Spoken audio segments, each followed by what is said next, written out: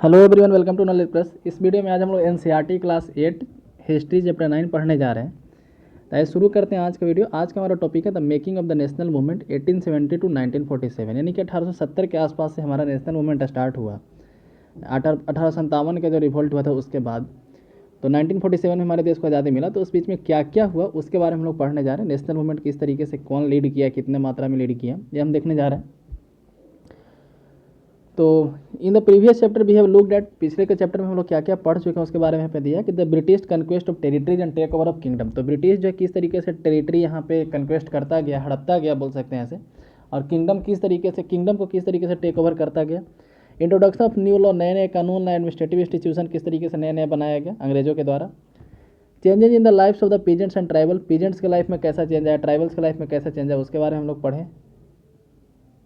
Education change in the 19th century, उसके बाद हम लोग पढ़े कि 19th सेंचुरी में एजुकेशन किस तरीके से चेंज हुआ। Debate regarding the condition of women, women के कंडीशन के रिगार्डिंग डिबेट अभी तक चलता है। Challenge the caste system, caste system को चैलेंज किया गया उस समय। सोशल रिलीजियस रिफॉर्म, उससे काफ़ी रिफॉर्म लाया, जैसे सती प्रथा बैन किया गया, विडो रिमैरिज स्टार्ट किया गया। द रिवोल्ट ऑफ 1857, और उसके बाद the decline of craft and growth of industries, industry का ग्रोथ हुआ और क्राफ्ट डिक्लाइन किया। ये सब कुछ हम लोग पीछे के चैप्टर में पढ़ चुके हैं। On the basis of what you have read about this issue, do you think Indians were discontented with British rule? If so, how were different groups and class dissatisfied? तो क्या कहा जा रहा है कि on the basis of what you have read, पिछले जो कुछ भी हम पढ़े हैं उसके आधार पर हम लोग देखेंगे कि आपको क्या लगता है कि इंडियन लोगों को यहाँ पे मतलब कि क्या इंडियन लोग जो है डिससेटिस्फाइड रहे होंगे अंग्रेज से, है ना? यदि हाँ तो क्यों? तो हाँ जरूर रहे होंगे, क्योंकि उनके रिलीजन के साथ छेड़छाड़ किया गया, उनके रोजगार के साथ छेड़छाड़ किया गया, है ना। देखते इमर्जेंस ऑफ नेशनलिज्म, तो नेशनलिज्म किस तरीके से इमर्ज हुआ उसके बारे में यहाँ पे है कि the above mentioned development let the people to ask a crucial question. ऊपर जो मेंशन जो भी क्वेश्चन है, ठीक है, जो डेवलपमेंट मेंशन है, इससे क्या हुआ कि आदमी जो है मतलब कि जो पीपल हैं, एक क्वेश्चन होगा कि what is the country of India and home for it mean, क्या करें कि what is this country of India. तो लोगों के मन में एक भावना है कि इंडिया है कहाँ। जैसे पहले लोग होते थे डिफरेंट स्टेट में रहते थे कि इधर अवध का शासन है, इधर बंगाल है, इधर हैदराबाद है, इधर मैसूर है। उस समय इंडिया एक तरह से बोल सकते हैं कि एंटिटी इस तरीके का एक नहीं था कि हाँ इतने दूर को हम लोग इंडिया बोलेंगे। उधर जैसे सिख का स्टेट हुआ करता था, उधर सिंध था, इस तरीके से उधर असम था। तो यहाँ पे कहा गया कि what is the country of India for whom it mean the answer that gradually imagine India was the people of India. तो बाद में इस क्वेश्चन इसका इमर्ज किया हुआ इस क्वेश्चन का कि इंडिया जो है लोगों से बना है, all the people irrespective of class, colour, caste, creed, language और gender, and the country resource and system were mean for all of them. और इस कंट्री में जो भी रिसोर्स हैं, यहाँ का जो सिस्टम है वो सब इंडियन लोगों का है। With this answer came the awareness that British were exercising control over the resource of India. और ये आंसर आते ही मतलब कि जब लोगों के दिमाग में ये बात आया कि इंडिया कहाँ है, इंडिया कौन है, तो उनके मन में एक अवेयरनेस आया, एक जागरूकता आया कि ब्रिटिश जो हमारे ऊपर कंट्रोल कर रहे हैं, इंडिया के रिसोर्सेज पर कंट्रोल कर रहे हैं, इंडिया के लोगों के लाइफ पे कंट्रोल कर रहे हैं। Until this control India could not be for Indians, और जब तक ये कंट्रोल खत्म नहीं होगा तब तक जो है इंडिया इंडियंस के लिए नहीं रहेगा। The consequence began to clearly stated by the political association formed after 1850। और ये जो है 1850 के बाद डिफरेंट पॉलिटिकल ऑर्गेनाइजेशन जो सेटअप हुए थे उनके द्वारा लोगों के मन में समझाया गया, specially those came into being in the 1870 and 1880, खास करके जो 1870-80 के दशक में बने थे उनके द्वारा। Most well led by the English educated professional such as lawyers, क्या करें कि इसमें से अधिकांशतः जो है इंग्लिश एजुकेटेड प्रोफेशनल थे, मतलब कि अंग्रेजी में शिक्षा प्राप्त किए हुए थे, लॉयर्स थे। The more ones for the Poona Sarvajanik Sabha, जैसे कुछ यहाँ पे मेंशन किया गया, तो पूना सार्वजनिक सभा, इंडियन एसोसिएशन, मद्रास महाजन सभा, Bombay presidency association end of course Indian National Congress. Note the name Poona Sarvajanik Sabha, जैसे कि आप नाम यहाँ पे देख सकते हैं, नाम क्या है, पूना सार्वजनिक सभा, यानी कि लिटरल मीनिंग द सार्वजनिक is for all the people. तो पूना सार्वजनिक सभा जो है, तो सार्वजनिक का मतलब क्या होगा कि हर लोगों के लिए, सार्वजनिक यानी जो सभी लोगों का है, ठीक है। दो many of these association funded in a special part of the country, क्या करें कि बहुत सारे ऐसे ऑर्गेनाइजेशन जो किसी कंट्री के एक स्पेसिफिक पार्ट में, जैसे पूना सार्वजनिक सभा था कि पूना में एस्टेब्लिश हुआ था। Their goal was stated as the goal of the people of India, लेकिन उनका गोल जो होता था, उनका जो टारगेट होता था वो भारत के पूरे लोगों के लिए होता था, किसी भी क्षेत्र के लोगों के लिए, किसी भी कम्युनिटी के लोगों के लिए, भले ही उनका नाम जो है किसी एक शहर के स्पेसिफिक में रहता था। They work with the idea that the people should B sovereign, मतलब एक आइडिया के साथ वर्क करते थे कि पीपल जो सोवरेन होना चाहिए। सोवरेन जो है ऐसे कंट्री को बोलते हैं the capacity to act independently without outside interference. Sovereign का मतलब होता है कि कोई ऐसा देश जब बिना किसी बाहरी लोगों के इंटरफेरेंस में आ करके, मतलब किसी बाहरी लोग के दबाव में आ करके डिसीजन ना ले, ठीक है, मतलब जो अपना डिसीजन खुद ले सकता है उसको सॉवरेन बोलते हैं। In other word, they believe that Indian people should be empowered to take decision regarding their affairs. तो कहा जाए कि वो लोगों में वो जागरूक करते रहे कि इंडियन पीपल को इतना एम्पावर करना चाहिए कि अपना जो मैटर जो भी उनसे उनके जो अपना अफेयर्स के रिगार्डिंग जो है खुद डिसीजन ले सके। The dissatisfaction with British rule intensified in the 1870 and 1880। 1870-80 के दशक में ब्रिटिश रूल से काफ़ी ज़्यादा डिससेटिस्फेक्शन हुआ इंडिया को। The arm act was pass in 1878। Arm act पास किया गया था 1878 में, डिसअलाउइंग इंडियन फ्रॉम पोसेसिंग आर्म। इंडियन को जो आर्म रखना मना कर दिया गया था। In the same year vernacular press act was passed. तो 1878 में ही दो एक्ट आया, एक था आर्म एक्ट और एक था वर्नाकुलर प्रेस एक्ट, ठीक है। तो वर्नाकुलर प्रेस एक्ट किस लिए लाया गया था? ताकि यहाँ के लोकल लैंग्वेज में किसी अखबार को या किसी मैगजीन को नहीं छापा जा सके, ताकि गवर्नमेंट को क्रिटिसाइज नहीं किया जा सके। The act allowed the government to confiscate the asset of newspaper including the printing press if the newspaper published anything that was found objectionable. तो कहा जा रहा है कि इस एक्ट में परमिशन था गवर्नमेंट को कि उसके संपत्ति, न्यूज़पेपर के जो भी संपत्ति है, यहाँ तक उसके प्रिंटिंग प्रेस को कॉन्फिस्केट किया जाएगा, मतलब कि जब्त कर दिया जाएगा यदि कोई भी चीज़ ऑब्जेक्शनेबल छापता। ऑब्जेक्शनेबल का मतलब सरकार के खिलाफ छापता है। 1883 there was further over the attempt by the government to introduce the Ilbert bill. 1883 में एक बिल आया था, ध्यान रखिए एक्ट नहीं बन पाया था।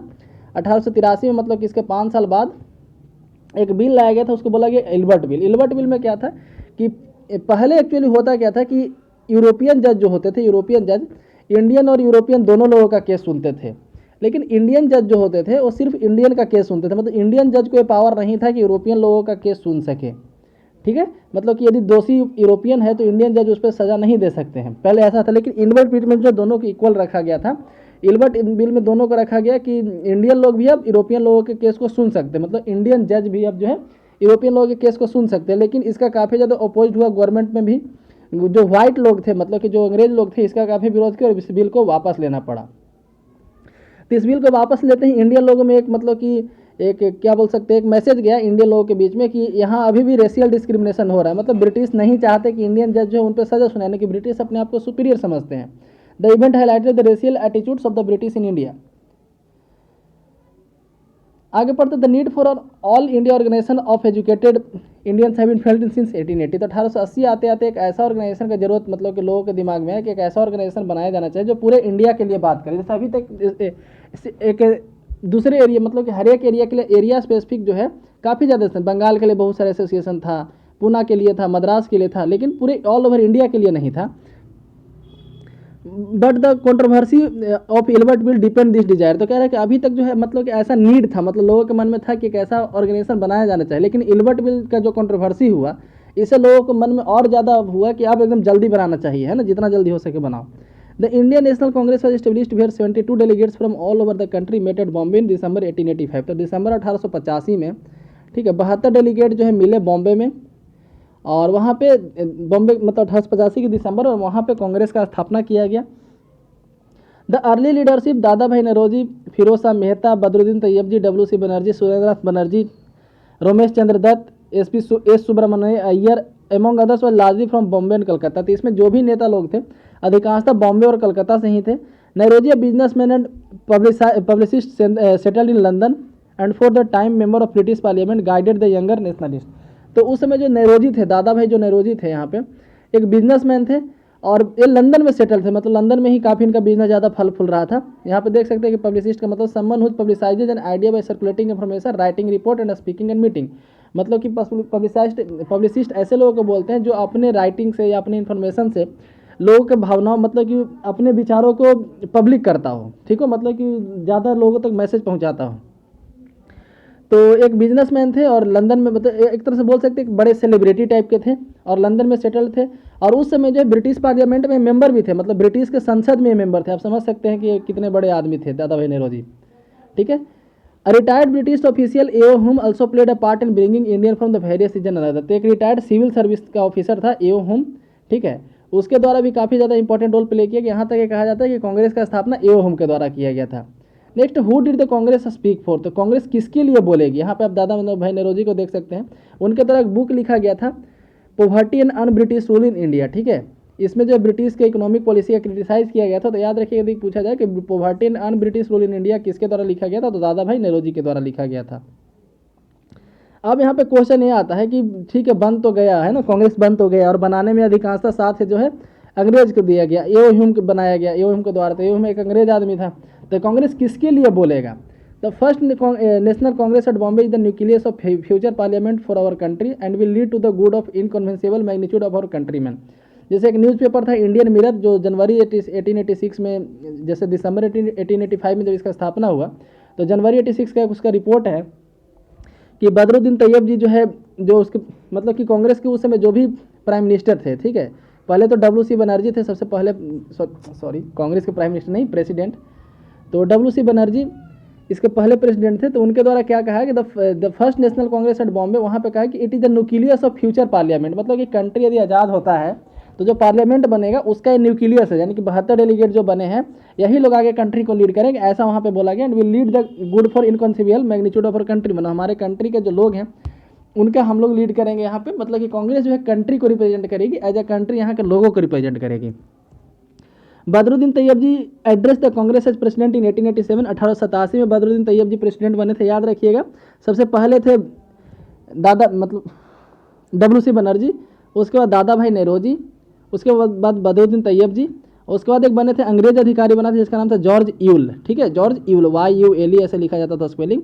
तो ये चारों आप लाइन में याद रखिएगा। जो सबसे पहले प्रेसिडेंट कौन थे, वो बार बार बदरुद्दीन तैयब जी बोला जा रहा है, WC बनर्जी, उसके बाद दादा भाई नौरोजी, उसके बाद बदरुद्दीन तैयब जी, और उसके बाद जॉर्ज यूल। तो ये सबसे पहले हो गए, ठीक है। और बदरुद्दीन तैयब जी सबसे पहले मुस्लिम हो गए, और ये सबसे पहले क्रिश्चियन बोलिए, फिर सबसे पहले विदेशी हो गए, है ना, कि विदेशी आदमी में सबसे पहले कौन बना, तो जॉर्ज यूल, या क्रिश्चियन बोल सकते हैं। मुस्लिम यदि पूछा जाए कि सबसे पहला मुस्लिम अध्यक्ष कौन था कांग्रेस का, तो हो गया T यानी कि बदरुद्दीन तैयब जी, और सबसे पहला WC बनर्जी, ठीक है। तो बंटी याद रखिएगा, BNTY, ठीक है, बनर्जी, नेहरूजी, तैयब जी और यूल, इस तरीके से। तो बदरुद्दीन तैयब जी के द्वारा क्या कहा कि this Congress is composed of the representatives not of only one class or community of India but all of the different communities of India. तो क्या है, कांग्रेस में जो भी लोग होंगे किसी एक क्लास या कम्युनिटी के नहीं होंगे, बल्कि इंडिया के हर एक क्लास या कम्युनिटी से होंगे, डिफरेंट कम्युनिटी से होंगे। नेक्स्ट है नेशन इन मेकिंग। तो it is often been said that Congress in the first 20 year was moderate. तो क्या जरा ऐसा कहा जाता है कि कांग्रेस अपने स्थापना के प्रथम 20 साल में, मतलब कि 1885 से लेकर के 1905 तक कांग्रेस जब मॉडरेट रहा था, ऐसा कहा जाता है। In its objective and methods during this period it demanded a greater voice for Indian in the government and administration. क्या करें कि इस समय जो है कांग्रेस का ये डिमांड ही नहीं था कि हमको आज़ाद कर दो। उस समय कांग्रेस क्या कहती थी कि जो इंडियन लोगों को गवर्नमेंट में ज़्यादा लो, मतलब गवर्नमेंट जॉब में ज़्यादा इंडियन लोगों को भर्ती करो, एडमिनिस्ट्रेशन है वहाँ पे इंडियन लोगों को ज़्यादा लो। It wanted legislative council to made more representatives. क्या करें, जैसे इनके द्वारा कहा जाए कि लेजिस्लेटिव काउंसिल में सीट बढ़ाओ और वहाँ पे इंडियन लोगों को ज़्यादा पावर दो, ठीक है। और जहाँ पे लेजिस्लेटिव काउंसिल नहीं है, जैसे किसी किसी प्रोविंस में लेजिस्लेटिव काउंसिल नहीं था, वहाँ पे लेजिस्लेटिव काउंसिल लाने की बात किया जाता था इनके द्वारा। इट डिमांडेड दैट इंडियंस भी प्लेस्ड इन हाई पोजीशन। और फिर गवर्नमेंट में जो हाई पोजीशन है वहाँ पे इंडियन लोगों को, मतलब कि इंडियन लोगों को प्लेस किया जाए। For this purpose it called for civil service examination to be held in India as well as not just in London. क्या कह रहा है, तो इसके लिए जैसे कांग्रेस के द्वारा डिमांड किया गया कि सिविल सर्विस का जो एग्जाम होता है अभी UPSC के द्वारा कंडक्ट किया जाता है, पहले लंदन में किया जाता था, उसको इंडिया में भी करवाया जाए। तो जिस इस तरीके से आप देख सकते हैं कि कांग्रेस का उस समय डिमांड जो था कोई ज़्यादा इफेक्टिव नहीं था। जैसे उस समय बस ये कहती थी कि सीट बढ़ाओ, ज़्यादा MLC का नंबर, मतलब कि जो लेजिस्लेटिव में वहाँ सीट बढ़ाओ, इंडियन लोगों को ज़्यादा गवर्नमेंट में लो। The demand for Indianisation of the administration was part of movement against racism since most important jobs were monopolised by white. तो क्या करें कि उस समय जो भी अच्छे जॉब थे, जो इंपॉर्टेंट जॉब थे, बड़े जॉब थे, उनका एक मोनोपोली था अंग्रेज लोगों का, वहाँ पे इंडियन लोग ज़्यादा नहीं थे। The British generally assume that Indians could not give position of responsibility. क्या करें, ब्रिटिश लोग ये सोचते थे कि इंडियन लोगों को रिस्पॉन्सिबिलिटी का पोजीशन नहीं देना चाहिए, जो ऐसा पोजीशन जो जिम्मेवारी वाला हो वो पोजीशन इंडियन लोगों को नहीं दिया जाए, ब्रिटिश ऐसा सोचते थे। Since British officers are sending a major part of their large salary home, Indianisation it was hoped could also remain the drain of wealth to the England. जैसे ब्रिटिश ऑफिसर को जो पेमेंट मिलता था तो अपना पेमेंट कहाँ भेज देंगे, अपने मतलब कि गाँव जो उनका होगा लंदन भेजेंगे, अपने शहर भेजेंगे, अपने परिवार के पास। तो इन लोगों के द्वारा, कांग्रेस के लोगों के द्वारा ऐसा सोचा है कि यहाँ पे इंडियन लोगों को अपॉइंट किया जाए, जो बड़े ऑफिसर हैं वहाँ पे इंडियन लोगों को अपॉइंट किया जाए, तो क्या होगा, यदि पैसा जो भी होगा तो इंडियन लोगों के पास जाएगा। तो इससे जो वेल्थ का ड्रेन हो रहा है, ड्रेन ऑफ वेल्थ मतलब पैसा जो यहाँ से वहाँ जा रहा है उसको ड्रेन बोलते हैं। Other demands include the separation of judiciary from the executive. दूसरा डिमांड क्या था कि एग्जीक्यूटिव से जुडिशरी को सेपरेट किया जाए। The repeal of arm act को वापस लिया जाए, जो 1878 में आर्म्स एक्ट आया था कि इंडिया लोग हथियार नहीं रख सकते हैं, उसको वापस लिया जाए। And freedom of speech and expression, और स्पीच ऑफ मतलब कि freedom of speech and expression दिया जाए। The early Congress also raise number of economic issues, इसके अलावा इकोनॉमिक इशू पे भी जोर दिया गया। Declare that British rule had led to poverty and famines, क्या करे कि कहा गया कि ब्रिटिश रूल के कारण ही गरीबी है और अकाल आता है हर साल। Increase in land revenue had impoverished peasants and zamindar, land revenue से बढ़ जाने के कारण पीजेंट्स लोग परेशान हैं। Exports of grain to Europe had created food shortage, food grain का एक्सपोर्ट किया जा रहा है यूरोप में, जिसके कारण से इंडिया में फूड शॉर्टेज हो चुका है। The Congress demanded reduction of revenue cut in military expenditure, तो कांग्रेस द्वारा कहा गया कि रेवेन्यू कम किया जाए, मिलिट्री एक्सपेंडिचर कम किया जाए और इरिगेशन के लिए ज़्यादा फंड दिया जाए। It past many resolution on the salt tax, जैसे सॉल्ट टैक्स लगाया था उस पर रेजोल्यूशन पास किया है। Treatment of Indian labour abroad, Indian labour जो विदेश में जाकर काम कर रहे हैं उसके व्यवहार, मतलब उनके साथ जो व्यवहार होता है उसके अगेंस्ट में यहाँ पे रेजोल्यूशन पास किया गया। And the suffering of the forest dweller cause by interfering forest administration. As this shows that despite being a body of educated elite, the Congress don't talk only on behalf of professional group, जमींदार and इंडस्ट्रिस्ट। क्या कह रहा है कि जैसे आप देख सकते हैं कि इससे क्या पता चलता है कि पढ़े लिखे लोगों के एजुकेटेड एलाइट लोग मतलब कि जो सभ्य लोग हैं, ऐसा बोल सकते हैं आम भाषा में, ठीक है। तो पढ़े लिखे लोगों का एक बॉडी होने के बावजूद भी the Congress don't talk only on behalf on the professional group, जमींदार और इंडस्ट्रीज। तो कांग्रेस जो है सिर्फ प्रोफेशनल ग्रुप या जमींदार या इंडस्ट्रीज के बिहाफ पे नहीं बात करती थी, बल्कि हर किसी के बारे में बात करती थी। The moderate leaders wanted to develop public awareness about the unjust nature of British. Moderate leader जो थे, मतलब कि जो कांग्रेस के लीडर थे मॉडरेट लीडर, इनको मतलब कि ये चाहते थे कि जो पब्लिक के बीच में एक अवेयरनेस जाए कि ब्रिटिश हमारे ऊपर किस तरह से अनजस्ट कर रहा है, मतलब हमारे ऊपर किस तरीके से शासन कर रहा है। The publish newspaper wrote articles, इनके द्वारा न्यूज़पेपर पब्लिश किया जाता था, आर्टिकल लिखा जाता था। And showed how British rule was leading to economic ruin of the country, और लोगों के बीच में मैसेज भेजा गया, मतलब कि लोगों को समझाया जाता है किस तरीके से जो इकोनॉमिक रूइन हो रहा है, मतलब कि इकोनॉमी को किस तरीके से खंडहर बनाया जा रहा है ब्रिटिश रूल के द्वारा। They criticise British rule in their speeches, अपने स्पीच में ब्रिटिश रूल को क्रिटिसाइज करते थे। कंट्री के डिफरेंट पार्ट में लोगों को समझाने के लिए अपने रिप्रेजेंटेटिव्स, मतलब कि कांग्रेस अपने डिफरेंट लीडर को भेजते थे। They felt that British had respected for the ideals of freedom and justice, so they would accept the just demand of Indians. और वो भी ये भी चाहते थे, मतलब कि उनके दिमाग में ये भी था कि ब्रिटिश लोग जो है इंडियन लोगों का जो आइडियल ऑफ फ्रीडम है उसको रिस्पेक्ट करते हैं, जस्टिस को रिस्पेक्ट करते हैं, इसलिए ब्रिटिश जो है उनके डिमांड को या फिर इंडियन को डिमांड को जरूर मानेंगे। What was necessary therefore was to express this demand and make the government appear feeling of Indians. तो उनके दिमाग में था, जो मॉडरेट लोग थे, कि इंडिया लोग तो डिमांड ही नहीं करता है कि हमको ये चाहिए, यदि डिमांड करेगा तो अंग्रेज लोग दे देगा, है ना। अंग्रेज लोग काफ़ी अच्छे लोग हैं, इन लोगों को ऐसा लगता था। Next, freedom is our birthright. By the 1890 many Indians began to raise question about the political style of Congress. 10 साल के अंदर ही, है ना, मतलब कि 1885 बना था, तो बोल सकते हैं 5 साल के अंदर ही बहुत सारे इंडिया लोग जो थे, कांग्रेस का जो पॉलिटिकल स्टाइल था, काम करने का तरीका था, उस पर कई इंडियन लोग सवाल उठाने लगे। In Bengal, Maharashtra and Punjab, leader such as Bipin Chandrapal, Bal Gangadhar Tilak, Lala Lajpat Rai were beginning to explore more radical objective and methods. They criticized the moderate for the politics of prayer. तो मॉडरेट्स के द्वारा मतलब कहा गया, इन ये तीनों जो कहे कि ये पॉलिटिक्स ऑफ प्रेयर हो रहा है। पॉलिटिक्स ऑफ प्रेयर कहने का मतलब क्या हुआ कि अंग्रेज लोगों से भीख मांगी जा रही है कि हमको ये चीज़ दे दो, ये चीज़ दे दो।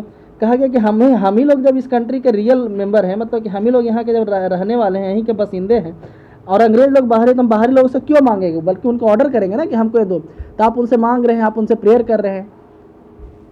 तो ये कहा गया कि ये तीनों जो थे कहे कि ये क्रिटिसाइज किया मॉडरेट लोगों के जो वर्किंग मतलब कि काम करने का तरीका था उसको, और उसके अलावा एम्फेसाइज किए इंपॉर्टेंस ऑफ सेल्फ रिलायंस, मतलब आत्मनिर्भर बनने के लिए बताएं। कंस्ट्रक्टिव वर्क करने के कहे कि इसके बदले कंस्ट्रक्टिव वर्क किया जाए। कंस्ट्रक्टिव वर्क मतलब गांव में ले जाकर के लोगों को जागरूक किया जाए। दे argue that people must live on their own strength, उनके द्वारा कहा गया कि लोगों को अपने स्ट्रेंथ पे जीना चाहिए, not on the good intention of the government, बल्कि ये न सोच के नहीं कि गवर्नमेंट हमको मदद करेगी। People must fight for Swaraj, लोगों को स्वराज के लिए लड़ना चाहिए। बाल गंगाधर तिलक के द्वारा एक स्लोगन दिया गया, एक नारा दिया गया, freedom is our birth and also have it, मतलब कि स्वराज हमारा जन्मसिद्ध अधिकार है और मैं इसे लेकर रहूँगा। इन 1905 में वायसराय कर्जन के द्वारा, जो लॉर्ड कर्जन वायसराय था, बंगाल का पार्टीशन किया गया। At that time Bengal was the biggest province of British India. क्या करें, उस समय बंगाल जो था ब्रिटिश इंडिया का सबसे बड़ा प्रोविंस था, ठीक है।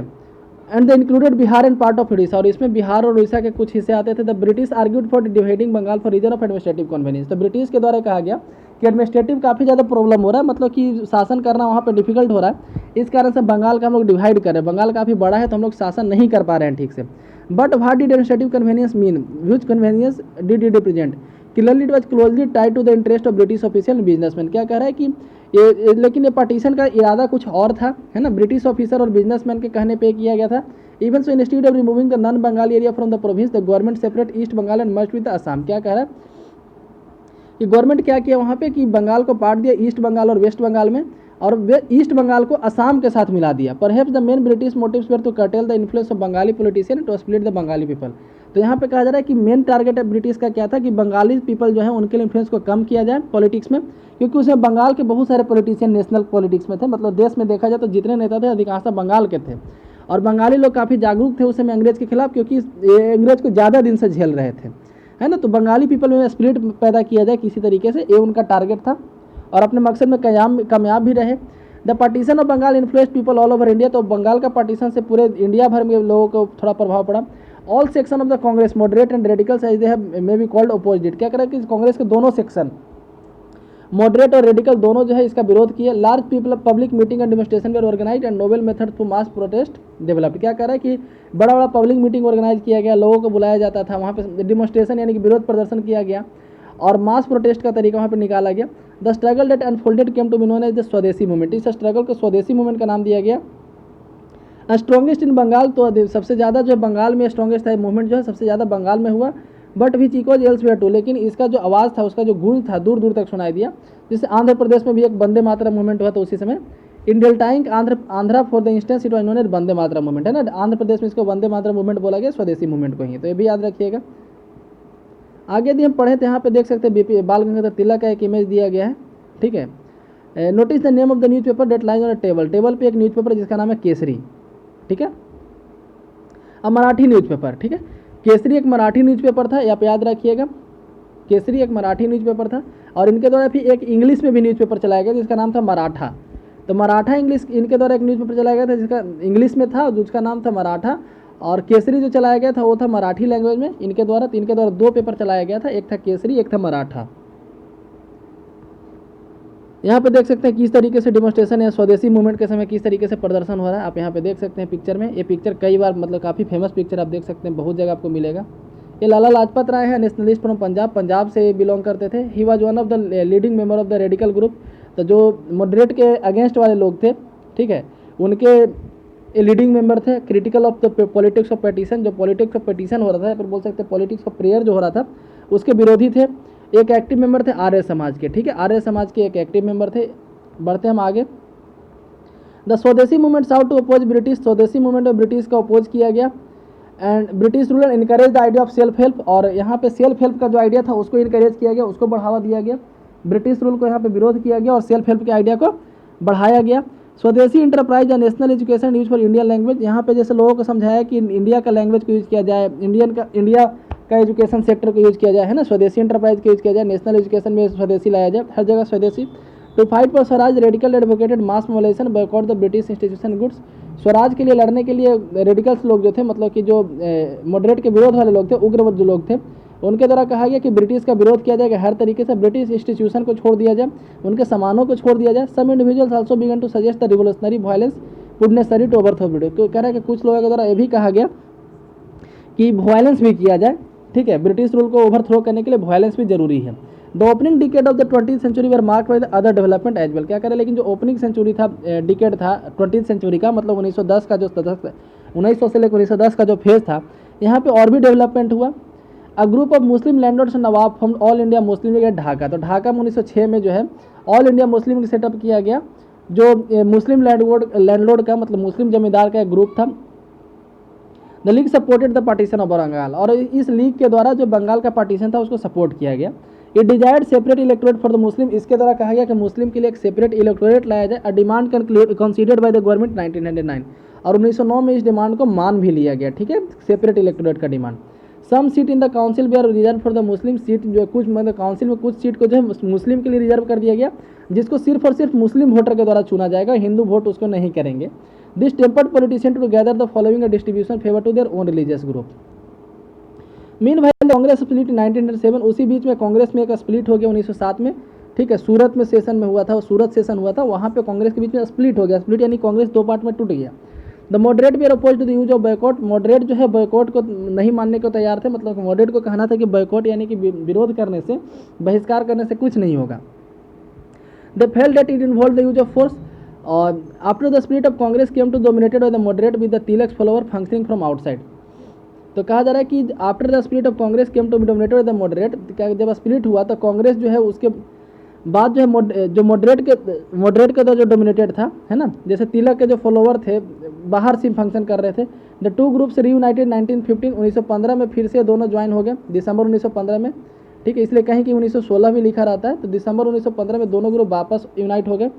Next year the Congress and Muslim League sign the historic Lucknow pact, और उसके अगले साल 1916 में ऑफिशियली देखा जाए तो दोनों यूनाइट हुए थे। दिसंबर 1915 में ही मतलब कि हो गया था कि हम दोनों अब यूनाइट होंगे। जो दोनों फेज था, मॉडरेट वाला और एक्सट्रीमिस्ट वाला, कांग्रेस जब टूटा था 1907 में, और 1916 में यहाँ पे कांग्रेस के बीच में आपस में समझौता हुआ और कांग्रेस और मुस्लिम लीग के बीच में भी समझौता हुआ। और मुस्लिम लीग मतलब कांग्रेस जो है वहाँ पे सेपरेट इलेक्टोरेट को मान लिया गया। जैसे 1906 में जो है मुस्लिम लीग जब बना तो बात किया सेपरेट इलेक्टोरेट का, सरकार उसको 1909 में पूरा कर दी। तो उसके बाद कांग्रेस इस बात का विरोध करता था कि नहीं, सेपरेट इलेक्टोरेट नहीं होना चाहिए। लेकिन 1916 में लखनऊ में एक पैक्ट हुआ जिसको लखनऊ पैक्ट नाम से जानते हैं, मुस्लिम लीग के साथ कांग्रेस के साथ हुआ, ठीक है, मुस्लिम लीग और कांग्रेस के साथ। तो वहाँ पे कांग्रेस से बात मानने को तैयार हो गई कि हाँ हम जो है सेपरेट इलेक्टोरेट को मानते हैं। अब नेक्स्ट है the growth of mass nationalisation. तो after 1919 the struggle against British rule gradually become a mass movement. तो 1919 के अप्रैल में एक हुआ था जालियांवाला बाग मैसेकर। उसके बाद जो ब्रिटिश के खिलाफ जो लोग नहीं भी पहले बोलते थे वो भी अब बोलने लगे। जैसे पहले कई लोग जो थे मॉडरेट थे, ब्रिटिश को बढ़िया आदमी समझते, लेकिन जालियांवाला बाग में जो कुछ भी हुआ उसको देखते हुए उनका आँख खुल गया बढ़िया से और बोले कि नहीं, ब्रिटिश सही में खराब आदमी है। तो वो लोग भी अब जो है मूवमेंट में आ गए। Involving peasants, tribal, student and women in large number and occasionally factory workers as well. Certain business group too began to actively support the Congress 1920। बहुत सारे बिजनेस ग्रुप भी जो था कांग्रेस को 1920 के बाद से सपोर्ट करने लगा। The first world war Altered the economic and political situation in India. लेकिन जो फर्स्ट वर्ल्ड वार था इंडिया में पॉलिटिकल और इकोनॉमिक सिचुएशन को काफ़ी ज़्यादा मतलब कि अल्टर किया, कहना तो चेंज कर दिया। It led to huge rise in the defence expenditure of the government of India. इस समय गवर्नमेंट का जो डिफेंस एक्सपेंडिचर था, सेना पे जो खर्च था वो काफ़ी बढ़ गया। The government in turn increase tax. तो गवर्नमेंट इसके बदले टैक्स को बढ़ा दी हर एक इंडिविजुअल पे, बिजनेस प्रॉफिट पे। Increase military expenditure and demand for war supply led to the sharp rise in prices which created a great difficulties for common people. तो demand बढ़ता गया, तो इस कारण से डिमांड जब बढ़ा, जब युद्ध में ज़्यादा लोग जाने लगे, सैनिक जाने लगे, तो उनके खाने के लिए, उनके कपड़े का डिमांड जब बढ़ा, इसके कारण से कपड़ा महंगा हो गया, बाकी कॉमन सामान महंगा हो गया। तो जैसा आम आदमी था उसके ऊपर प्रभाव पड़ा। On the other hand business group rippled fabless poverty for the war. क्या वहीं बिजनेस ग्रुप को काफ़ी ज़्यादा फायदा हुआ लड़ाई से। As you have seen chapter 7 the war created demand for the industrial good. जैसे कि चैप्टर 7 में हम लोग पढ़े थे कि जो जब लड़ाई हुआ था तो जो इंडस्ट्रियल गुड था उसका डिमांड बढ़ गया, जूट बैग, क्लोथ, रेल, ये सब का डिमांड बढ़ गया था और इसके कारण से इंपोर्ट घट गया था, है ना। इंपोर्ट घटा तो दूसरे कंट्री से इंडिया के जो यहाँ के जो लोकल यहाँ के जो इंडस्ट्रीज थे उनको काफ़ी ज़्यादा फायदा हुआ। So Indian industry expand during the war. तो लड़ाई के समय, युद्ध के समय जो है बोल सकते हैं इंडियन इंडस्ट्री जो था काफ़ी ज़्यादा एक्सपेंड किया। And Indian business group began to demand greater opportunity for development. और इंडियन बिजनेस ग्रुप यहाँ पे ज़्यादा अपॉर्चुनिटी डिमांड करने लगे अंग्रेज से डेवलपमेंट के लिए। The war also let British to expand their army. War के बहाने मतलब कि युद्ध के बहाने ब्रिटिश जो अपना आर्मी को भी एक्सपेंड कर लिया।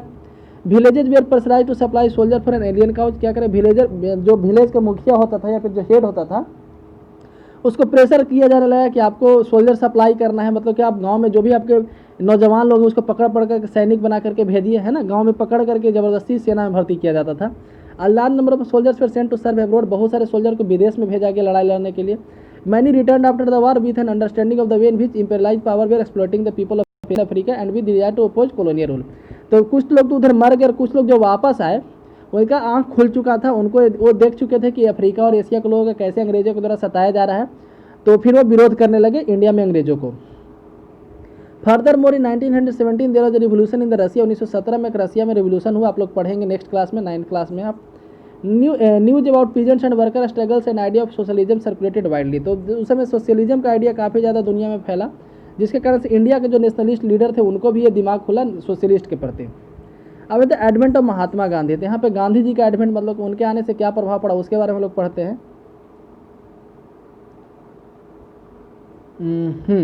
तो it is in this circumstances जब महात्मा गांधी में द मास लीडर। तो ऐसे स्थिति में महात्मा गांधी एक बड़े लीडर के रूप में उभरे। As you know Gandhi ji aged 46 arrived in India in 1914। तो गांधी जी जो है 46 वर्ष की उम्र में इंडिया में 1915 में आए साउथ अफ्रीका से आए 1915 में। उस समय उनका उम्र जो 46 साल हो चुका था, ठीक है। Having led Indians in the that country non violent marches against racist restriction, तो इंडियन लोगों को वहाँ पे लीड कर चुके थे एक नॉन वायलेंट मार्च में, मतलब कि नॉन वायलेंट एक वहाँ पे एक अहिंसावादी एक बोल सकते हैं कि एक प्रदर्शन कर चुके थे वहाँ पे। He was already respected leader, पहले से ही इंटरनेशनली वो काफ़ी रिकोगनाइज थे, मतलब कि साउथ अफ्रीका में जब वो मूवमेंट की है, नॉन वायलेंस मूवमेंट की है, तो पूरे दुनिया में उनका नाम हुआ है, काफ़ी एक रेस्पेक्टेड लीडर बन गए थे उस समय तक। He South Africa campaign had brought him to contact the various type of Indian, India में भी कई लोग मतलब उनके फैन बन चुके थे, हिंदू, मुस्लिम, पारसी, क्रिश्चियन, गुजराती, हर तरह के लोग, Tamil and north Indian and upper caste, merchant, lawyer and workers, मतलब हर क्लास के लोग जो है उनका फैन बन चुका था उनका तब तक। Mahatma Gandhi spent his first year in travelling India, तो गांधी जो थे एक साल जो है पूरे इंडिया को ट्रेवल करने में व्यतीत किया कि इंडिया है क्या, इंडिया को समझने में, क्योंकि इंडिया में उसके पहले वो रहे नहीं थे कभी, जन्म लेने के कुछ दिन बाद लंदन चल गए। उनको भी पहले अंग्रेज लोग काफ़ी अच्छा लगते थे क्योंकि लंदन में वो पढ़ाई किए, बैरिस्टर बने यानी कि वकील बने थे, उसके बाद साउथ अफ्रीका चले गए, तो इंडिया में तो रहे ही नहीं कभी, है ना, तो इसलिए इंडिया को समझने के लिए एक साल तक खूब ट्रेवल किए बढ़िया से, भारत दर्शन किए। Understanding the people and their need and overall situation, ताकि लोगों की ज़रूरत को समझ सके, यहाँ के लोगों को समझ सके, यहाँ के लोगों का सिचुएशन क्या उसको समझ सके। यहाँ पे आप कांग्रेस एक फोटो देख सकते हैं, इस फोटो में दिखाया कि इसका नाम है नटाल कांग्रेस। नटाल कांग्रेस जो है गांधी जी के द्वारा साउथ अफ्रीका में बनाया गया था 1895 में, 1895 में, है ना, साउथ अफ्रीका में गांधी जी के द्वारा वहाँ बनाया गया था, इसका नाम था नटाल कांग्रेस, डरबन में। In 1885 along with other Indians Mahatma Gandhi established the Natal Congress to fight against racial discrimination, तो साउथ अफ्रीका में जो भी रेशियल डिस्क्रिमिनेशन हो रहा था उसके अगेंस्ट लड़ने के लिए गांधी जी के द्वारा एक कांग्रेस वहाँ पे एक संगठन बनाया गया जिसको नाम रखा गया नटाल कांग्रेस। आप यहाँ पे देख सकते हैं गांधी जी ये हैं, ठीक है, बहुत लोग यहाँ पे शायद नहीं पहचान पाए, गांधी जी यहाँ पे हैं जो हम मार्क कर रहे हैं अभी, ठीक है, और बाकी दूसरे मेंबर उस समय के 1895 का इमेज है। आगे बढ़ते हैं, तो यहाँ जब आए तो इंटरवेन किए लोकल मूवमेंट इन चंपारण, इसके बारे में लोग पढ़े थे, तो खेड़ा एंड अहमदाबाद, तो इसको लाइन से याद रखिएगा, सबसे पहले चंपारण मूवमेंट हुआ, उसके बाद खेड़ा मूवमेंट हुआ, उसके बाद अहमदाबाद, सॉरी ये गलत दिया है, ठीक है, सबसे पहले चंपारण, उसके बाद अहमदाबाद, उसके बाद खेड़ा हुआ, इस तरीके से। तो in local movement in Champaran, Kheda and Ahmedabad where he came in contact with Rajendra Prasad and Vallabh Bhai Patel, तो ये मूवमेंट के कारण जो है राजेंद्र प्रसाद, जैसे चंपारण मूवमेंट के कारण राजेंद्र प्रसाद के कांटेक्ट में आए, वल्लभ भाई पटेल के खेड़ा में जो है, और अहमदाबाद में वल्लभ भाई पटेल के कांटेक्ट में। In Ahmedabad he led a successful mill worker strike in 1918, 1918 में मिल वर्कर के द्वारा एक स्ट्राइक हुआ था, उसका लीडर महात्मा गांधी बने थे, ठीक है। Let us now focus some detail of the movement organised between 1919 and 1922, 1919 से लेकर 1922 के बीच में कौन कौन मूवमेंट हुआ उस पर हम लोग अभी फोकस करते हैं। तो सबसे पहले Rowlatt satyagraha. In 1919 Gandhi ji gave a call for satyagraha against the Rowlatt act that the British had just pass, तो ब्रिटिश के द्वारा एक एक्ट पास किया गया था जिसका नाम था रॉलेट एक्ट। इस एक्ट में कहा गया था कि किसी भी आदमी को जब चाहे अंग्रेज पकड़ के जेल में बंद कर दे सकता है, बिना कोई सबूत के, बिना कोई गवाह के, है ना, उसको पेश भी नहीं किया जाएगा कहीं। तो उसके खिलाफ गांधी जी के द्वारा कहा गया, गांधी जी के द्वारा एक सत्याग्रह बुलाया गया, ठीक है, 1919 में। द एक्ट कर फंडामेंटल राइट, एक्ट में क्या था, तो फंडामेंटल राइट छीना जा रहा था, फ्रीडम ऑफ एक्सप्रेशन को छीना जा रहा था, पुलिस को ज़्यादा पावर दिया जा रहा था। Mahatma Gandhi, Mohammad Ali Jinnah and other felt that the government had no right to restrict people of the basic freedom, तो महात्मा गांधी और मोहम्मद अली जिन्ना ये उस समय तक राष्ट्रवादी नेता थे, मतलब कि इनका कोई ऐसा मंशा नहीं था कि भारत को बांटा जाए, ठीक है। तो कहा जा रहा है कि मोहम्मद अली जिन्ना और गांधी जी को ऐसा लगा कि गवर्नमेंट को ऐसा कोई राइट नहीं है कि पीपल को उनके फ्रीडम से रेस्ट्रिक्ट किया जाए। They criticise the act as a devilish and, मतलब कि एक्ट को डेविल बोले, मतलब दानों जैसा बोले कि एक्ट जो है दानों का एक्ट है। Gandhi ji asked the Indian people to observe the 6 April 1919, 6 April 1919 को गांधी जी के द्वारा कहा कि एक दिन के लिए नॉन वायलेंट ओपोजिशन किया जाए इस एक्ट के खिलाफ, as a day of humiliation and prayer and the hartal, ठीक है। तो एक दिन का हड़ताल रखने के लिए बोला गया गांधी जी के द्वारा 6 अप्रैल 1919 को। Satyagraha Sabha were set up to launch the movement, movement को लॉन्च करने के लिए सत्याग्रह सभा सेटअप किया गया था। आगे पढ़ते हैं, तो इसमें the Rowlatt Satyagraha turn out the first all India struggle against the British government although it was largely stick to the cities. क्या करें, रॉलेट सत्याग्रह जो हुआ, ठीक है, ये हालांकि सिर्फ सिटी में हुआ, गांव में इसका ज़्यादा कोई प्रभाव देखने को नहीं मिला, लेकिन यदि देखा जाए तो ये पहला ऑल इंडिया स्ट्रगल था ब्रिटिश के खिलाफ।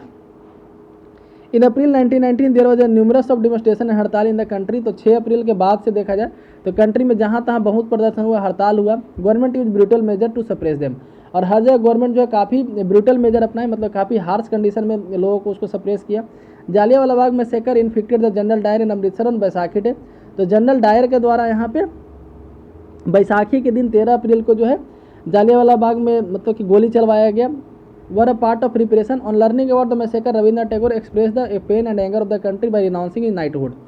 तो रविंद्रनाथ टैगोर के द्वारा इसके विरोध में नाइटहुड रिटर्न किया गया। नाइटहुड एक्चुअली जैसे एक प्राइज होता था, जैसे आप भारत रत्न की तरह समझ सकते हैं उसको, ठीक है, मतलब एक प्राइज समझ सकते हैं, किसी से कंपेरिजन क्यों करना है। तो नाइटहुड एक प्राइज होता था जो अंग्रेज की महारानी जो है उसको देती थी, जो अंग्रेज का तारीफ करता था, ठीक है, मतलब कि जो अंग्रेज का तारीफ करते रहता था, ब्रिटिश का इंडिया में सपोर्ट करता था कि ब्रिटिश लोग इंडिया में अच्छे हैं, उसको अंग्रेज जो है खुश करने के लिए नाइटहुड दिया करता था, ठीक है। तो ऐसा ही नाइटहुड मिला था रविंद्रनाथ टैगोर को, उसको रिटर्न कर दिए गुस्से में आकर के, है ना, कि हम जो है अब नाइटहुड नहीं लेंगे। तो नाइटहुड के बाद an honour granted by the British crown for exceptional personal achievement और पब्लिक सर्विस, ठीक है। यहाँ पे देख सकते हैं कि जो दीवार दिखाया जा रहा है जालियांवाला बाग का, जहाँ से गोली चला था, यहाँ पे जो घेरा हुआ है ये सब बुलेट का मार्क है, ठीक है। आगे पढ़ते हैं। तो during the Rowlatt Satyagraha the participant try to ensure the Hindus and Muslim were united in the fight against British rule. क्या करें कि रोलेट सत्याग्रह के समय पर जो पार्टिसिपेंट थे ध्यान रखते थे कि हिंदू और मुस्लिम दोनों लोग इसमें शामिल हो। There also called the Mahatma Gandhi also so India the land of all people who lived in the country Hindu and Muslim and those of other religions. क्या करा कि कहा गया कि this was also the call of Mahatma Gandhi. Mahatma Gandhi का भी, गांधी जी का भी एक कॉल था कि भारत एक ऐसा जगह है जहाँ पे हर धर्म के लोग साथ में रहते हैं। He was keen that Hindus and Muslim support each other in just any cause. तो क्या करा कि वो चाहते थे कि हिंदू और मुस्लिम एक दूसरे को सपोर्ट करे, हर एक रीजन में सपोर्ट करे, किसी भी कारण में सपोर्ट करे। अब नेक्स्ट है खिलाफत agitation and non cooperation movement. तो खिलाफत एजिटेशन क्यों हुआ और नॉन कोऑपरेशन मूवमेंट क्या है उसके बारे में हम लोग पढ़ते हैं। The Khilafat issue was one such cause. तो खिलाफत भी इसी तरह का एक कारण था। In the 1920 the British impose the harsh treaty on the Turkey sultan of खलीफा। तो क्या करे, तुर्की का जो सुल्तान था, जो तुर्क का सुल्तान था या फिर उसको खलीफा बोलते थे उस समय, ब्रिटिश के द्वारा उस पर एक ट्रीटी लादा गया, मतलब एक ट्रीटी, एक संधि उसके साथ किया गया जिसमें उसको काफ़ी नीचा दिखाया गया था। अंग्रेज वहाँ पे ज़्यादा बेनिफिट में थे और तुर्की का जो सुल्तान था, खलीफा था, वो कम वहाँ पे, मतलब उसको कोई बेनिफिट नहीं था, उसको लॉस ज़्यादा था। People were furious about this at they had been about the Jallianwala Bagh massacre. क्या कह रहे हैं कि जालियांवाला बाग मैसेकर हुआ था, उसके तुरंत बाद ऐसा कुछ होने के कारण पीपल और ज़्यादा गुस्से में थे। Also, Indian Muslim were keen that Khalifa will be allowed to retain control of Muslim sacred place in the erstwhile Ottoman Empire. तो खलीफा का पोस्ट जो मुस्लिम कम्युनिटी में काफ़ी एक रिस्पेक्टेड पोस्ट हुआ करता था उस समय तक, ठीक है। The leader of Khilafat station Mohammad Ali and Shaukat Ali now wish to initiate a full fledge non cooperation movement. Gandhi ji supported their call. तो गांधी जी के मतलब कि जो दो लीडर थे मोहम्मद अली और शौकत अली, वो चाहते थे कि पूरे इंडिया भर में इसका प्रदर्शन हो, इसके विरोध में प्रदर्शन हो, अंग्रेज पे जो है कि प्रेशर बनाया जाए। तो गांधी जी जो है उनको सपोर्ट करने के लिए बोले। Gandhi ji supported their call and urged the Congress to campaign about Punjab wrong Jallianwala massacre and Khilafat wrong and demand swaraj. क्या करते हैं, गांधी जी को कहा गया कांग्रेस को जो है खिलाफत मूवमेंट को सपोर्ट करना चाहिए, ऑल ओवर इंडिया जो है नॉन कोऑपरेशन मूवमेंट लॉन्च करना चाहिए, और जो गलती है, जैसे पंजाब रॉन्ग कहा जाता है जालियांवाला मैसेकर को, खिलाफत रॉन्ग, और ये दोनों का मतलब कि विरोध करना चाहिए और स्वराज का डिमांड करना चाहिए। The non cooperation movement gained momentum through 1921-22। तो 1921-22 के आसपास नॉन कोऑपरेशन मूवमेंट जो है काफ़ी ज़्यादा मोमेंटम गेन किया। Thousand of student left government control school. तो जो गवर्नमेंट का स्कूल होता था उसको कई लोग छोड़ दिए, कई लोग जो है उसको त्याग दिए, बहुत सारे स्टूडेंट छोड़ दिए उसको। Many lawyer such as Motilal Nehru, C R Das, बहुत सारे क्या बोलते हैं अधिवक्ता यानी कि जो वकील हैं वो कोर्ट छोड़ दिए, अपना प्रैक्टिस छोड़ दिए, जैसे मोतीलाल नेहरू, सीआरदास, सीराज गोपालचारी, आसफ अली, ये सब। British titles were surrendered. British के द्वारा जो भी यहाँ पे टाइटल दिया जाता था, जैसे नाइटहुड, केसर हिंद, ये सब, उसको लोग लौटाने लगे, ठीक है। जो लेजिस्लेचर थे, लेजिस्लेचर कहने मतलब जो पार्लियामेंट में जो लोग बैठते थे इंडियन लोग, वो लोग बाइकआउट करने लगे। People lead public bonfires to the foreign cloth. क्या करें कि पब्लिक प्लेस पे विदेशी कपड़ों को जलाया जाता था। The import of foreign cloth was fail drastically between 1920 and 22। तो 1920 से 22 के बीच में जो फॉरेन कपड़ा था उसका जो इम्पोर्ट था वो काफ़ी ज़्यादा कम हो चुका था इंडिया में। But all this was merely the tip of iceberg. Large part of the country were on the brink of the formidable revolt. क्या करें कि बस ये, लेकिन ये काफ़ी कम हिस्से में था। कहने का मतलब कि टिप ऑफ द आइसबर्ग, कहने मतलब आइसबर्ग क्या होता है, पानी में डूबा होता है ना, और ऊपर का पोर्शन जो दिखता है, तो वही यहाँ पे कह रहा है कि इसका जो हल्का ही प्रभाव दिखा, नीचे जो है सब अंग्रेज के सपोर्ट में ही था। People initiative.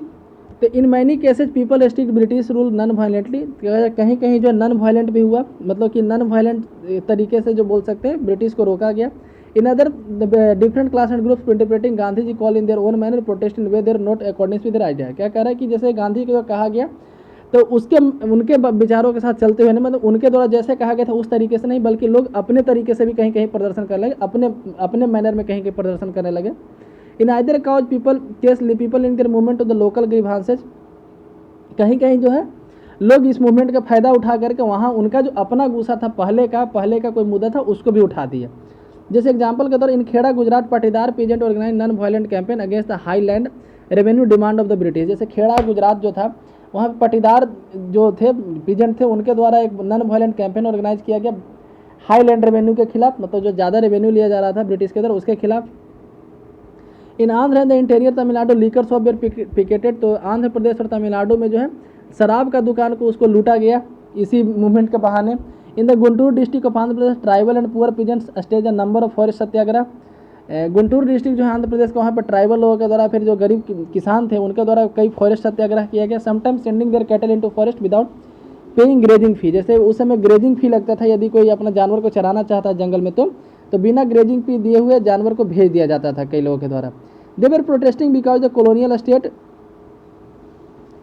Had restricted their use of forest. तो प्रोटेस्ट इसलिए कर रहे थे कि कॉलोनियल स्टेट के द्वारा उनके फॉरेस्ट का जो यूज है उसको रिस्ट्रिक्ट कर दिया गया था इन वेरियस वेज, कई तरीके से। They believe that Gandhi ji would get their taxes reduced, उनको विश्वास था कि गांधी जी के कारण टैक्स कम हो जाएगा। Under the forest regulation abolished, forest का जो रेगुलेशन होता है माने फॉरेस्ट का जो कानून है एक न एक दिन खत्म होगा। In many forest villages peasants proclaimed swaraj and believe that Gandhi Raj was about to established. In Sindh जो पाकिस्तान में है Muslim trader and peasants were very enthusiastic of the Khilafat call, तो खिलाफत मूवमेंट को लेकर के सिंध जो अभी पाकिस्तान में है वहाँ पे मुस्लिम ट्रेडर के बीच में काफ़ी ज़्यादा इंथुस्टैटिक था, मतलब काफ़ी ज़्यादा उत्साहित थे वो लोग। In Bengal Khilafat non cooperation alliance was enormous communal unity and stand to national movement. क्या कह रहा है कि बंगाल में भी काफ़ी ज़्यादा यहाँ पे देखा गया दोनों धर्म के लोग इसको काफ़ी यूनिटी से इसको आगे बढ़ा। In Punjab the Akali agitation of Sikh sought to be remove corrupt mahant, तो पंजाब में उसी समय अकाली एजिटेशन हुआ, जो करप्ट महंत थे जो ब्रिटिश को सपोर्ट करते थे, महंत बोलते हैं जैसे जो गुरुद्वारा में रहता था या फिर जो मतलब सिख लोगों के लिए कहा जाए तो गुरुद्वारा में जो रहते थे पुजारी टाइप के लोग उनको महंत कहा जाता था, जो ब्रिटिश को सपोर्ट करते थे अपने गुरुद्वारा से, ऐसे महंतों को हटाया गया। This movement gauge closely identified the non cooperation movement, तो इस मतलब कि नॉन कोऑपरेशन मूवमेंट के बहाने और भी बहुत सारा मूवमेंट हो रहा था अंदर अंदर। In Assam tea garden labourers shouting the Gandhi Maharaj की जय, तो कहा जा रहा है कि जो टी प्लांटर थे ये वहाँ पे एक नारा लगाते थे असम में गांधी महाराज की जय, demanded a big increase in wage, और इस नारे के साथ जो है अपनी मजदूरी बढ़वाना चाहते थे। They left the British own plantation, जो ब्रिटिश का फैक्ट्री था उसको छोड़ दिए, है ना, गांधी जी के कारण, गांधी जी के कहने पे। Interestingly in the Assamese Vaishnav song of the period the effect of Krishna was subtitle the Gandhi राजा। क्या करें, जैसे असामी में एक वैष्णव सॉन्ग था, है ना, जो कृष्ण जी को रेफरेंस पे था, मतलब कृष्ण जी के लिए था, उसको वहाँ पे गांधी जी को नाम रखा गया, मतलब गाने में जहाँ कृष्ण का नाम आता था वहाँ पे गांधी नाम रख कर लोग गाने लगे। ठीक है, यहाँ पे देख सकते हैं गांधी जी का, यहाँ पे देख सकते हैं एक इमेज दिखाया गया है कि in popular image to Mahatma Gandhi जो often shows a divine being occupying a place within the pantheon of Indian gods, in this image he is driving Krishna chariot. तो आप यहाँ पे देख सकते हैं गांधी जी यहाँ पे रथ को चला रहे हैं, है ना, पीछे जवाहरलाल नेहरू खड़ा है, यहाँ पे भारत माता बैठे हुए हैं, आगे यहाँ पे सुभाष चंद्र बोस हैं, और जो पुराने लीडर हैं यहाँ पे जैसे दादा भाई नौरोजी हो गए, ठीक है, ये जो है बाल गंगाधर तिलक हैं, तो इन लोगों को दिखाया गया कि स्वर्ग से ये लोग खुश और फूल बरसा रहे हैं ना। स्वराज मंदिर इसका यहाँ पे नाम दिया गया, यहाँ पे देख सकते हैं स्वराज मंदिर, और यहाँ पे जय हिंद लिखा हुआ है, इस झंडा पे लिखा गया है। तब ये काफ़ी पॉपुलर पिक्चर था उस समय। आगे बढ़ते हैं, द पीपल्स महात्मा, है ना, लोगों के द्वारा इनको महात्मा का रूप दिया गया। तो यहाँ से हम लोग कल पढ़ेंगे जो पीपल्स महात्मा जो टॉपिक है ना, ऑलरेडी वीडियो जो है 45 मिनट के आसपास का हो चुका है, इसलिए यहाँ से हम लोग कल पढ़ेंगे पीपल्स महात्मा से। तो आज की वीडियो में बस इतना ही। यदि वीडियो पसंद है तो लाइक करें, चैनल को सब्सक्राइब करें। धन्यवाद।